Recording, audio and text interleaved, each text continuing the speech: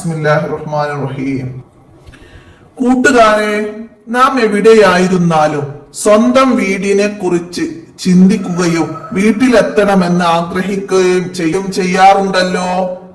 എല്ലാവരും സ്വന്തം വീട് ഇഷ്ടപ്പെടുന്നു. അള്ളാഹു നൽകിയ അനുഗ്രഹമാണ് നമ്മുടെ വീടുകൾ.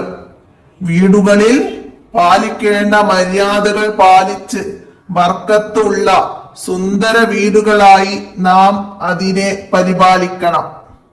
അപ്പം അള്ളാഹു നൽകിയ അനുഗ്രഹമാണ് നമ്മുടെ വീടുകൾ.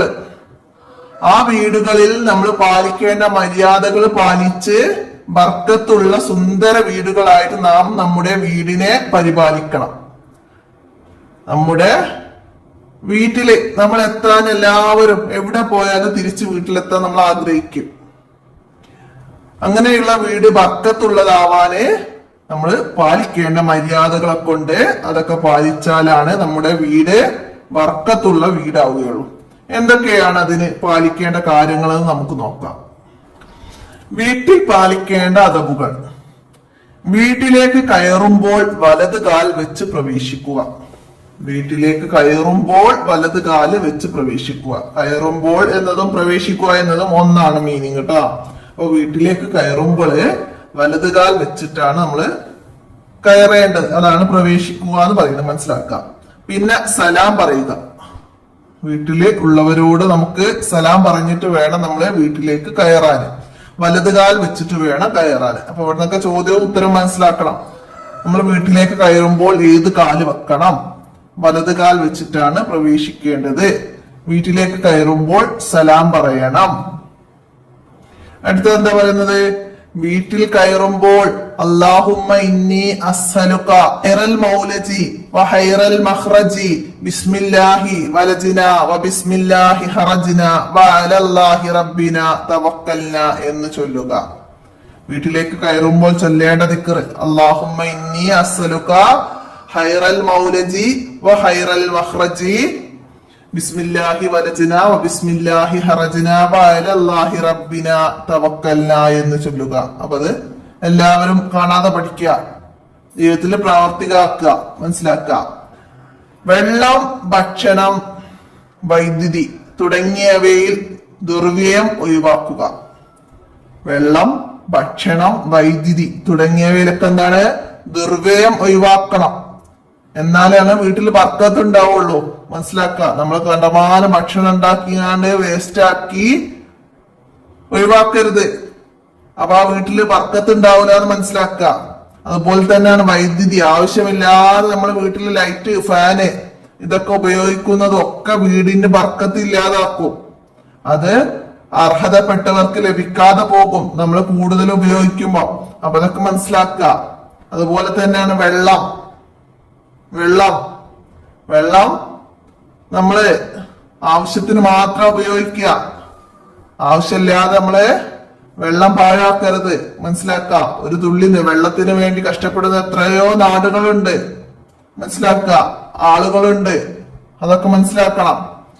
അടുത്തതാ ശൗചാലയം, അടുക്കള, വീടിന്റെ ചുമര്, മുറ്റം തുടങ്ങിയവ വൃത്തിയായി സൂക്ഷിക്കുക. ശൗചാലയം, നമ്മുടെ ബാത്റൂമിനാണ് ശൗചാലയം എന്ന് പറയുന്നത്. അടുക്കള, വീടിന്റെ ചുമര്, മുറ്റം തുടങ്ങിയവ വൃത്തിയായി സൂക്ഷിക്കണം. നമ്മുടെ വീടിന്റെ ചുമരൊക്കെ നമുക്ക് എപ്പോഴും പെയിന്റ് അടിച്ച് വൃത്തിയാക്കാനൊന്നും കഴിയില്ല. അതൊക്കെ ഒരുപാട് ചെലവുള്ള കാര്യമാണ്. അപ്പൊ നമ്മള് എന്താണ്, വീടിന്റെ ചുമരൊന്നും വൃത്തികേടാക്കരുത്.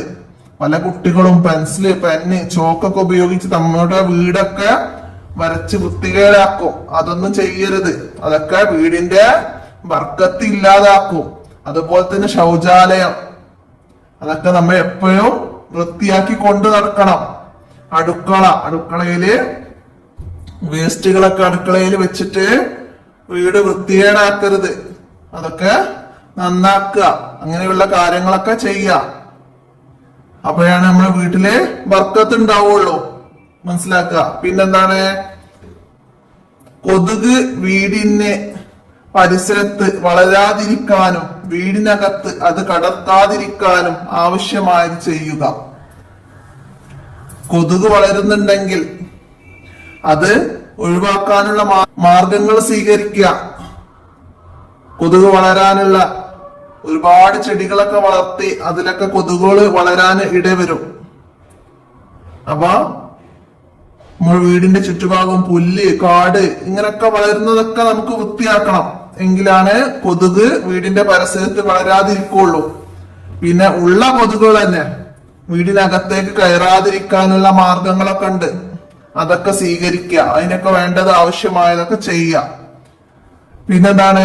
വസ്ത്രങ്ങൾ, പഠനോപകരണങ്ങൾ, മറ്റു ഉപയോഗ വസ്തുക്കൾ എന്നിവ നിശ്ചിത സ്ഥലത്ത് അടുക്കി വെക്കുക. വസ്ത്രങ്ങളും പഠനോപകരണങ്ങളൊക്കെ നമ്മൾ എങ്ങനെയാണ് വീട്ടിലെങ്ങനെ വെക്കുക? പഠനോപകരണങ്ങൾ ആവശ്യത്തിന് എടുക്കുക, അത് അതിൻ്റെതായ സ്ഥലത്ത് അടുക്കി വെക്കുക. സെൽഫുകളൊക്കെ ഉണ്ടാവും എല്ലാവർക്കും, ബുക്കും ബാഗൊക്കെ വെക്കാന്. അതൊക്കെ അതേ രീതിയില് ഒതുക്കി വെക്കുക. അതുപോലെ വസ്ത്രങ്ങളൊക്കെ മടക്കി വൃത്തിയായി സൂക്ഷിക്കുക. അതുപോലെ തന്നെ നമ്മൾ വീട്ടിൽ ഉപയോഗിക്കുന്ന മറ്റു ഉപയോഗ വസ്തുക്കളും ഒക്കെ, കിച്ചണിലെ പാത്രം, ഇതൊക്കെ ഒരു നിശ്ചിത സ്ഥലത്ത് അടുക്കി വെക്കണം. നമുക്ക് ആവശ്യമുള്ളപ്പോ എടുക്കുക, ആവശ്യം കഴിഞ്ഞാൽ അത് അടുക്കി വെക്കുക. ആ രീതിയിലൊക്കെ നമ്മള് അദബുകൾ പാലിച്ചാലാണ് നമ്മുടെ വീട്ടില് ബർക്കത്ത് ഉണ്ടാവുകയുള്ളൂ. നമുക്ക് ആവശ്യമുള്ളപ്പം എടുത്താ പോരെ, അത് അവിടെ നിന്നോട്ടെ എന്ന രീതിയില് ഒരടുക്കും ചിട്ടയില്ലാതെ സാധനങ്ങൾ അവിടെ ഇവിടെയും വാരി വലിച്ചിടരുത്. അങ്ങനെയുള്ള വീടുകളില് ബർക്കത്തുണ്ടാവുകയില്ല. വസ്ത്രമായാലും മറ്റു ഉപകരണങ്ങളായാലും ഒക്കെ നമ്മള് ശ്രദ്ധിക്കുക. വീട്ടിൽ നിന്ന് പുറത്തേക്ക് ഇറങ്ങുമ്പോൾ നമ്മള് വീട്ടില് ഉള്ളിലുള്ള കാര്യങ്ങളാണ് നമ്മൾ പറഞ്ഞത്. ദിക്റ് ചൊല്ലുക, വീടിന്റെ ഉള്ളിൽ നമ്മള് പാലിക്കേണ്ട അദബുകളൊക്കെ പറഞ്ഞു. ഈ വീട്ടിൽ നിന്ന് പുറത്തേക്ക് ഇറങ്ങുമ്പോൾ എന്തൊക്കെയാണ്? വീട്ടിലുള്ളവരോട് സലാം പറഞ്ഞ് ഇറങ്ങുക. വീട്ടിൽ നിന്ന് പുറത്തേക്ക് ഒരാൾ പോവുകയാണെങ്കിൽ വീട്ടിൽ ബാക്കിയുള്ള ആളുകളോട് സലാം പറഞ്ഞിട്ട് വേണം ഇറങ്ങാൻ. ഇറങ്ങുമ്പോ എന്ത് ചൊല്ലണം? ബിസ്മില്ലാഹി തവക്കൽതു അലല്ലാഹി ലാ ഹൗല വലാ ഖുവത ഇല്ലാ ബില്ലാഹ് എന്ന് പറയുക. വീട്ടിൽ നിന്ന് പുറത്തേക്ക് ഇറങ്ങുമ്പോൾ സലാം പറയുക, ദിക്ർ ചൊല്ലുക. ബിസ്മില്ലാഹി തവക്കൽതു അലല്ലാഹി ലാ ഹൗല വലാ ഖുവത ഇല്ലാ ബില്ലാഹി എന്ന് പറയുക. പിന്നെ ഇടത് കാൽ വെച്ച് ഇറങ്ങുക. വീട്ടിൽ നിന്ന് പുറത്തേക്ക് ഇറങ്ങുമ്പോൾ ഇടത് കാലാണ് വെക്കേണ്ടത്. വീട്ടിലേക്ക് കയറുമ്പോൾ വലത് കാലും. അപ്പൊ ഇത് ഒരു പ്രത്യേക പോയിന്റ് ആണ്, നമുക്ക് മനസ്സിലാക്കേണ്ടി വേണം. വീട്ടിൽ നിന്ന് പുറത്തേക്ക് ഇറങ്ങുമ്പോൾ ഇടത് കാല് വെച്ചിട്ടാണ് ഇറങ്ങേണ്ടത്, കയറുമ്പോൾ വലത് കാൽ വെച്ചിട്ടും.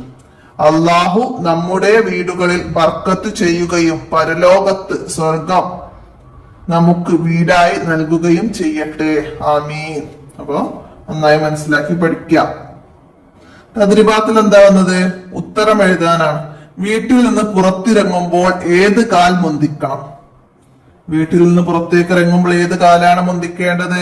നമ്മളിപ്പോ പറഞ്ഞു ഇടതുകാൽ. അപ്പോ ഇടതുകാൽ വെച്ചാണ്.